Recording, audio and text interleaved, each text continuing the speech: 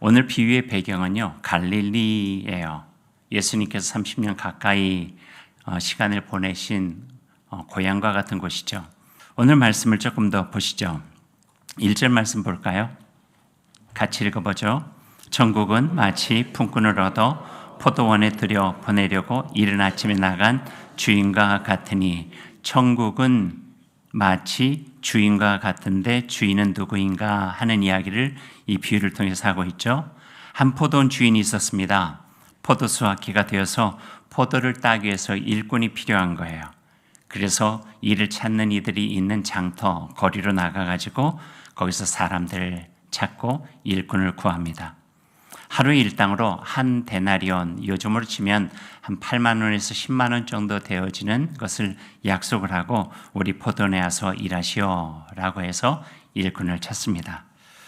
근데 오늘 말씀 보니까 아침 일찍 나간 것뿐만 아니라 3시간 후쯤 또 우리 시간으로 오전 9시쯤에 나가서 그곳에 또 사람이 있는가를 보고 또 우리 포도원에서 일해 주시오 라고 또 데리고 오고, 오후 3시에도 나가서 또 오후 5시에도 나가서 각각 일꾼을 데리고 와서 자기 포도원에서 일을 하게 합니다. 그리고 마지막 5시에까지 일꾼들 데리고 왔으니까 1시간 후쯤 되어진 6시쯤에 하루의 일과가 마무리될 쯤에 노동 끝내고 이제 품삯을 나누어 주는 일이 된 거예요. 여기까지는 여느 포도원이나 다 똑같아요. 그런데 이때 이들이 전혀 생각하지도 못한 일이 포도원 주인을 통해서 일어나게 됩니다. 일한 만큼 삭스를 받는 것, 이 세상의 가장 자연스러운 법칙이죠. 1시간을 일하면 1시간의 일당, 3시간을 일하면 3시간에 맞는 일당. 많이 일했으니 많이 받고 적게 일했으니 적게 받고, 이것을 우리는 어떻게 이야기를 해요? 상식, 합리적이다, 또 공정하다, 이런 표현들을 잘 씁니다. 그런데 이 법칙이 오늘 우리가 만나는 천국과 같은 포도원 주인에 의해서 깡그리 무시가 되어지는 거예요. 놀랍게도 포도원 주인은 일찍 와서 일한 이나 늦게 와서 일한 이나 많이 일한 사람이나 적게 일한 사람이나 구별하지 않고 하루의 일당인 한 데나리온씩을 지급한 거예요. 아침 6시부터 온 사람은 12시간을 일했는데 한 데나리온, 오후 5시 온 사람은 1시간밖에 일하지 않았는데 한 데나리온, 그렇게 나누어주게 된 것이죠. 세상의 통념으로 보면은 공정하지 않고 상식적이지 않아요. 그러지 않나요? 아마도 처음 1시간밖에 일하지 않은 사람들은 기대 밖의 수익을 얻었다 생각했을 것이고, 처음부터 일한 사람들은 또 다른 기대를 가질 수도 있을 것 같아요. 오늘 성경 말씀에도 거기에 대한 것이 잠깐 언급이 되었는데, 1시간 일했는데 한 데나리온을 줘? 그럼 난 3시간 일했는데, 난 9시간 일했는데, 난 12시간 일했는데, 아마 그 속에서는 여러 가지 곱셈이 있었을지도 몰라요. 그런데 그들이 기대와는 달리 포도원에서 일한 모든 일꾼에게 포도원 주인은 똑같이 한 데나리온씩을 나눠주게 됩니다. 이 일을 보고 아침 일찍부터 나온 일꾼들의 마음속에 불평이 생겼어요. 원망이 생긴 거예요. 그래가지고 포도원 주인에게 항의를 해요. 12절 말씀 보세요. 어떻게 항의합니까? 읽어볼까요? 나중에 온 이 사람들은 1시간밖에 일하지 아니하였거늘 그들을 종일 수고하며 더위를 견딘 우리와 같게 하였나이까. 부당한 대우에 대한 항의죠. 근데 포도원 주인이 거기에 대해서 나름 가지고 있는 논리를 가지고 명료하게 대답을 해주고 있어요. 13절부터 제가 읽어드릴게요. 여러분 눈으로 한번 읽어보세요. 주인이 그 중에 한 사람에게 대답하여 이르되, 친구여, 내가 너에게 잘못한 것이 없노라. 네가 나와 한 데나리온의 약속을 하지 아니하였느냐? 난 약속 지켰다는 거예요. 네 것이나 가져가라. 나중에 온 이 사람에게 너와 같이 주는 것이 내 뜻이니라. 내 것을 가지고 내 뜻대로 할 것이 아니냐? 그 다음 말 보세요. 내가 선함으로 네가 악하게 보느냐? 그리고 한마디를 덧붙여요.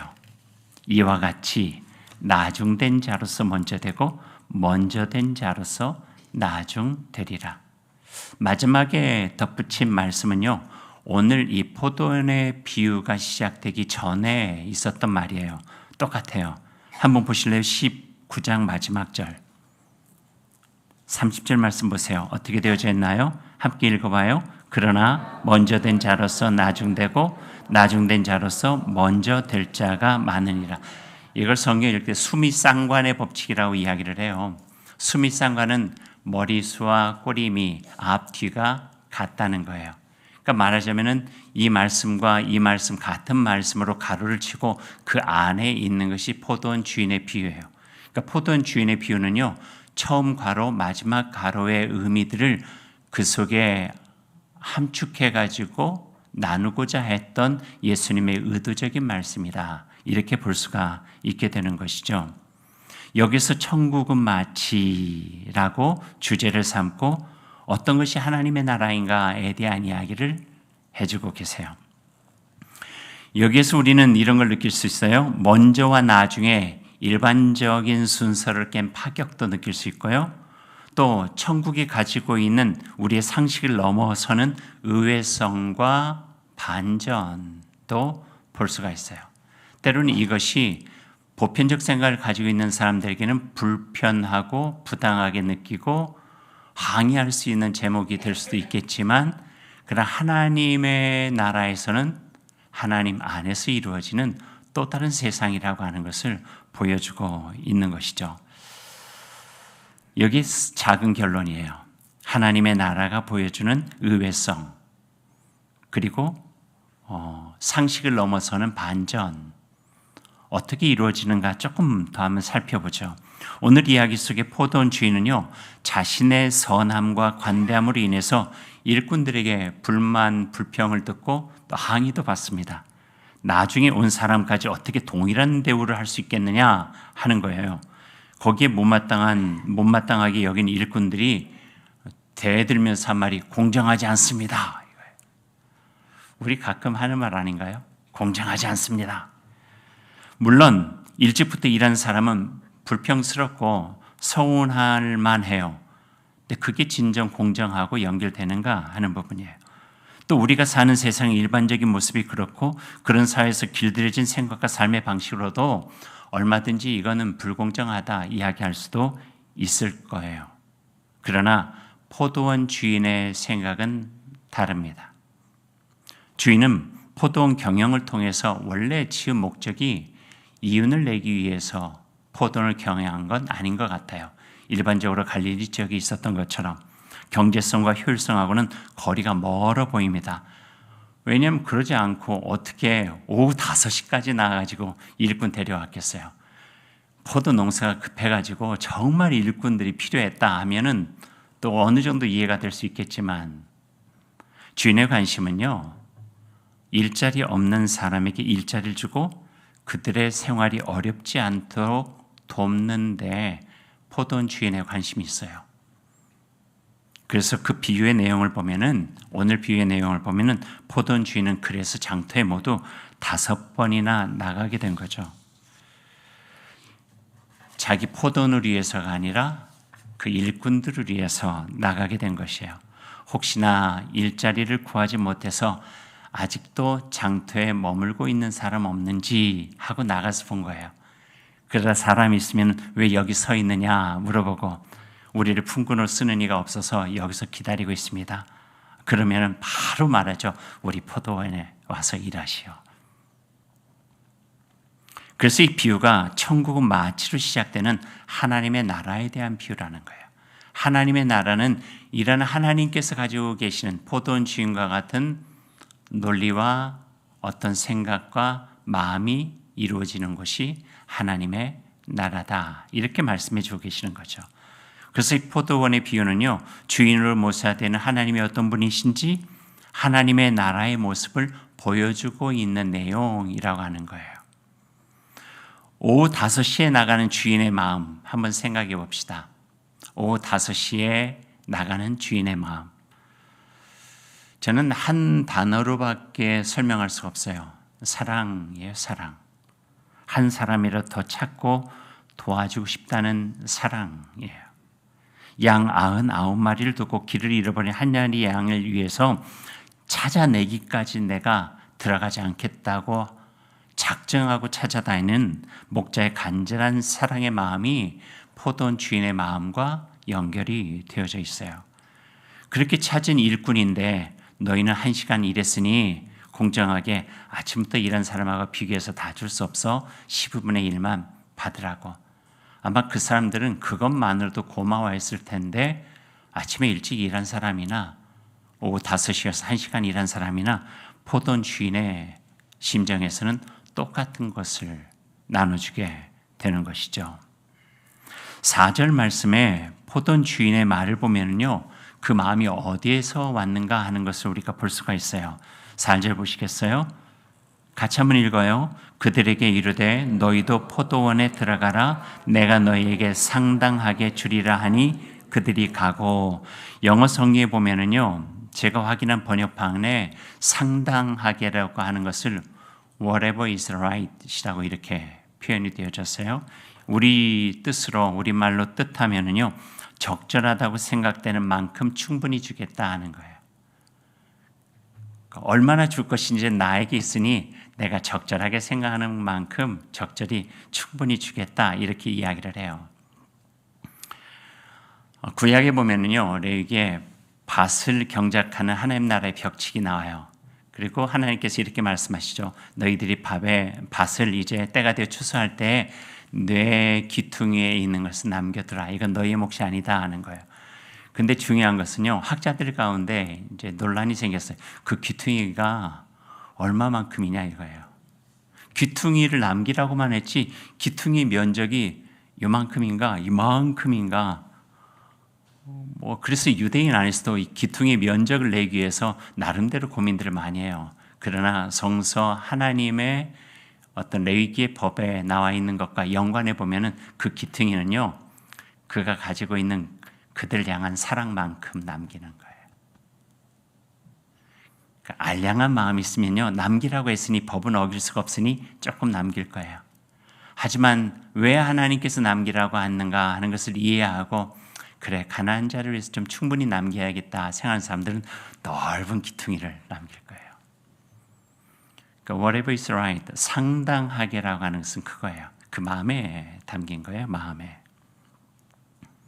1시간밖에 일하지 않았지만 그를 셈하는 것이 아니라 이들에게 11시간을 기다리며 1시간을 일했지만 그래도 집에 가져갈 때는 가장으로서 넉넉하게 가져가서 빵도 사고 음식도 사고 기다리고 있는 자녀들의 간식도 사주고 그들에게 적절한 만큼 풍성하게 준비하여 그들에게 나눠주겠다. 그것이 한 데나리온을 주고 있는 포도원 주인의 마음이라고 하는 거죠. 여기서 기본소득 정책이 나오지 않았나 이런 생각도 해보게 되는데요. 아무튼 하나님 나라를 상상해 볼 수 있는 곳이에요. 오늘 처음 1절은 이렇게 시작했죠. 천국은 마치, 잊어버리면 안 되는 구절이에요. 천국은 마치 집주인과 같으니. 예수님께서 비유를 시작할 때 사용한 단어죠. 그 집주인은 품꾼을 얻어 포도원에 들여보내려고 이른 아침에 나가고 3시간 후에 나가고 정오에 또 나가고 3시 후에 또 나가고 5시에 또 나가고 또 나가고 또 나가고 해서 5번이나 나가가지고 사람을 자기의 포도원으로 들인 주인과 같으니. 그래서 천국은요, 어떤 공간을 말하는 것뿐만 아니라 포도원 주인과 같은 마음 씀씀이가 바로 천국이다 하는 것을 가르쳐주고 계시는 거예요. 너희 안에 천국이 임한다. 그런 마음 씀씀이를 가지고 살아가는 이가 바로 천국이다. 이렇게 표현해 주고 계세요. 어떤 이야기를 하고 싶은 걸까요? 천국은 이렇게 은혜가 베풀어지는 곳임을 보여주고 있는 거예요. 이게 은혜죠. 이게 은혜가 아니면 어떤 것이 은혜겠어요? 은혜를 베푸시는 하나님이 계신 곳임을 깨닫게 해주시는 예수님의 이야기가 포도원의 비유예요.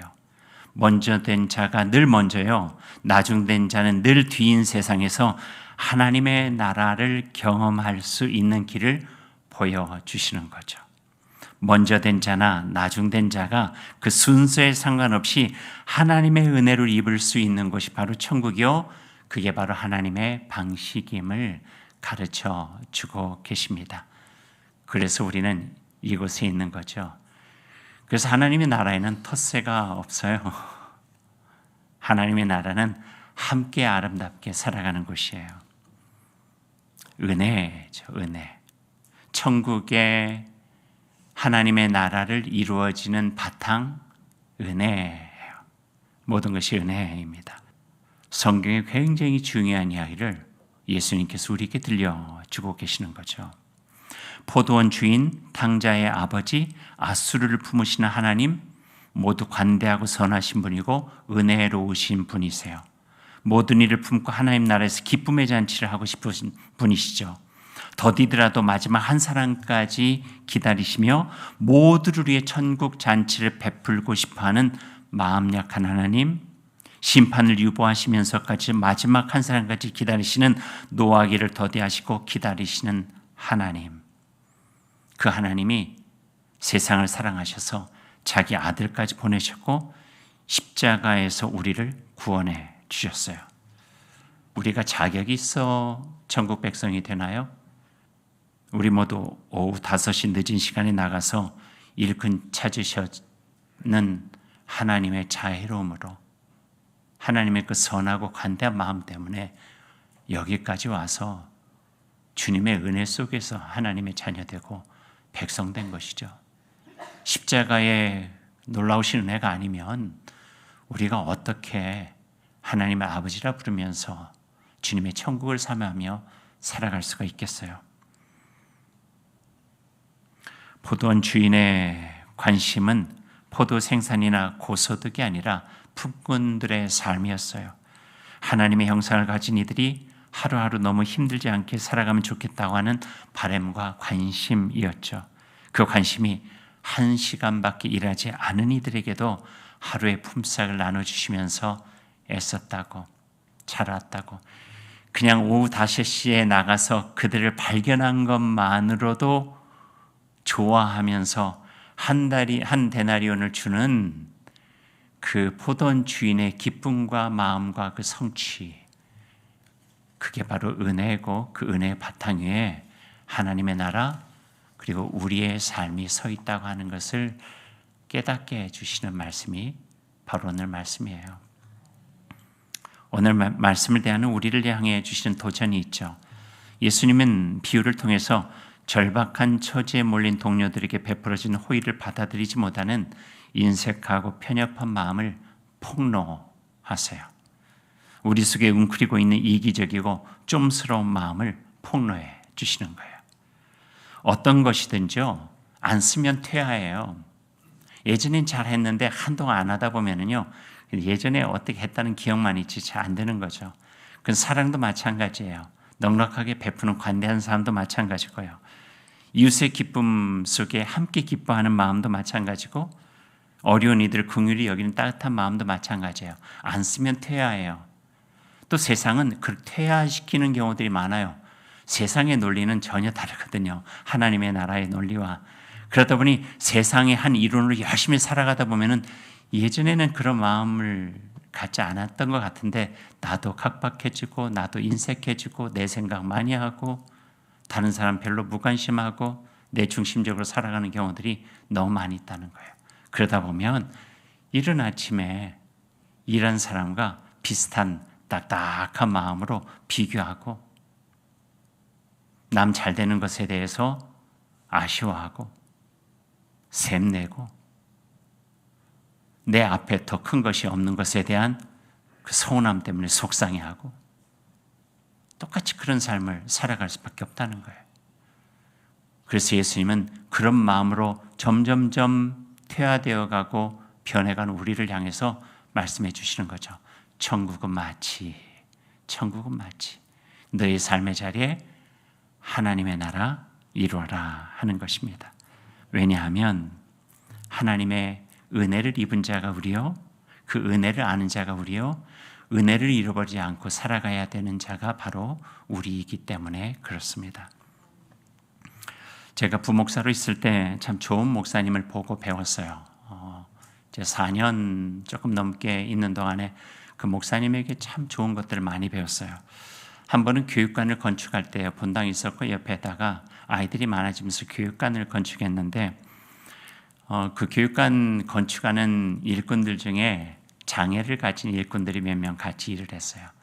그렇게 된 이유는 당회에서 우리가 그래도 하나님이 교회 안에 교육관을 짓는데 좀 성서적인 방식으로 지으면 좋겠다고 그 일꾼 감독하는 분하고 상의를 해서 그 장애는 있지만 그래도 작은 노동력을 할 수 있는 일꾼들 몇 명을 함께 일하게 했죠.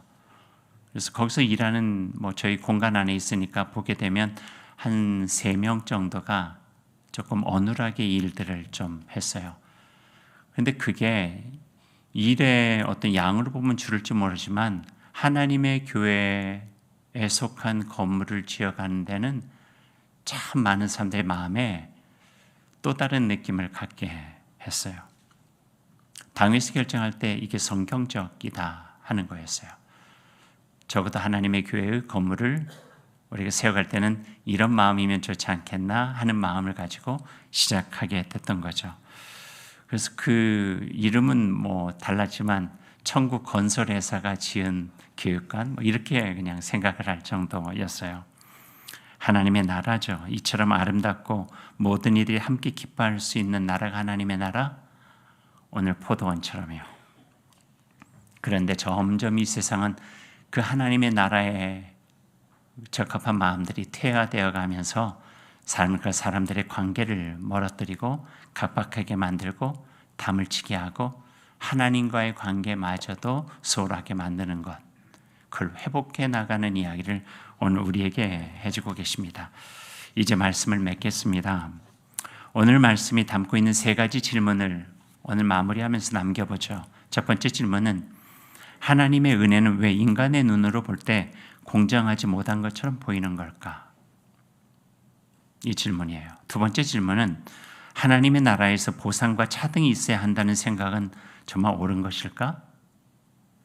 세 번째 질문은 먼저 된 자, 먼저 은혜를 받은 자인 우리는 어떻게 살아가야 되나? 오해하지 말아야 될 것은요, 오늘 말씀이 우리가 살아가는 이 땅의 공정과 상식을 무시하며 살아도 된다는 말은 아닙니다.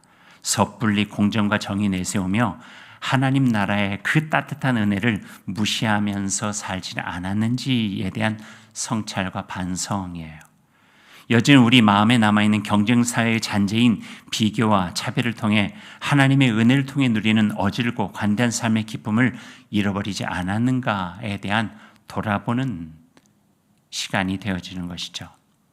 하나님의 백성으로서 우리의 삶 곳곳에서 이루며 살아가는 천국의 모습을 기대하는 것, 마땅히 하나님의 자녀가 품고 살아야 될 것입니다.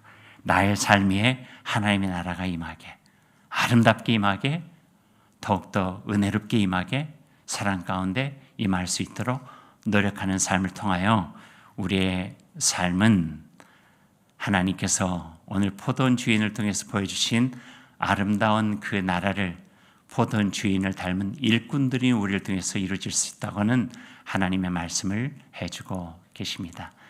이와 같은 아름다운 나라가 우리의 삶 가운데 많이 이루어졌으면 좋겠습니다.